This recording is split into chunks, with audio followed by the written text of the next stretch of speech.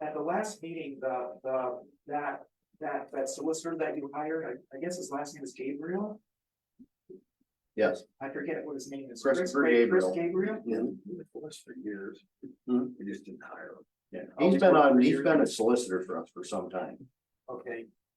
Cause the thing is that he says that the library advisory committee not subject to the Sunshine Act, so their meetings don't have to be open to the public, but you got other people that. So here's the thing, what he did this at the end of the meeting, challenge him in court. He told Zach Gates that, challenge court, let the judge decide they wouldn't do it. What does that tell you, James? Wait. The challenge him in court. Yeah, What'd you say after you that? don't believe it. We've gone through this so many times. We spent so many county tax money on this. You come up with the same result. Attorney to attorney. Well, So they've all said they've that, all said the same thing, James. that it's not subject. to That because they don't make any decisions, it's not substantive. And and Chris wrote an op-ed, and I think you guys printed it, the Canton Sun printed it, the Morning Times and Daily. Maybe they'll do it now that explains his position. So why it's important to have these to be closed meetings. So he said to Zachary Gates to. So this, what he said was, if everybody wants to just challenge it, let a judge decide, and they weren't gonna do it, because he said it right in here. He said it right here, and he didn't. Did you know I'm right? And I know I'm right. Take it to court. Had 3 different attorneys look. All 3 did it. All 3 didn't know the other ones would do it. All 3 came back with the same opinion. Okay, So that wasn't subject. not subject to decision. Have you got, has anybody else, has anybody else told the commissioners that, that they have a different opinion? No. I mean, no? No lawyers, absolutely not. And you know, the other thing, James, I need to spend on this, the election's over with, okay? So you need to trust people. You had foster votes, something we could give to you as well. Our solicitor's been there. Chris has been working for us since for decades. So the guy just didn't show up. He's our HR attorney, does other stuff for us. I'm not gonna talk. I'm done. I'm just. Okay. Call him up and ask him. You talk to him right here, James. You can ask questions when the cows come home, and yeah, when the cows come home, it's not gonna change the outcome. He put it up in your paper. You know that. Yes, I was just wondering, I mean, they're just opinions on this, and I was wondering. From lawyers, What? from lawyers. Yes, yeah, because Melinda Maluski, who's the lawyer for the Pennsylvania News He Media. quoted that Daryl had the article, Commissioner Miller had the article.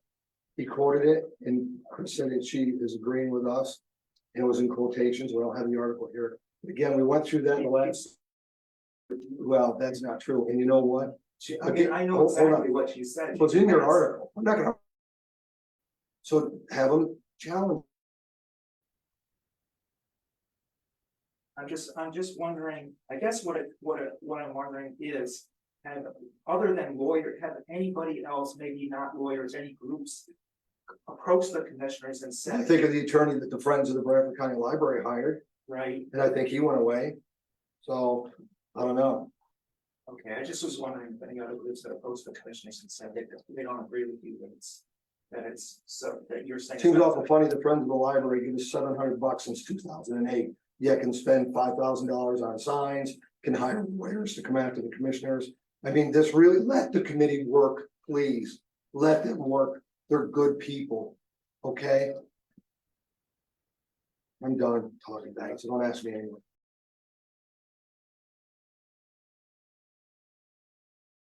I'd like to make a statement, and this is not gonna take any questions on it.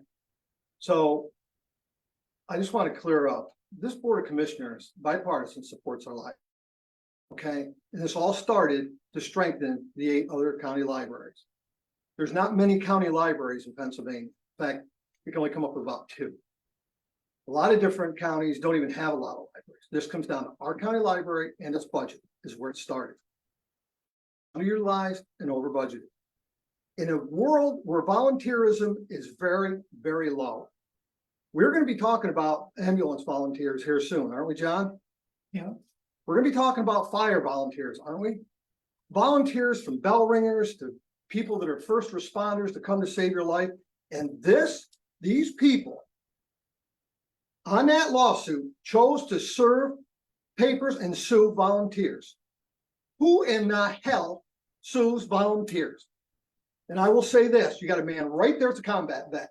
That man fought for the First Amendment right there, right there. So you can come in here and protest our own employees to have that right.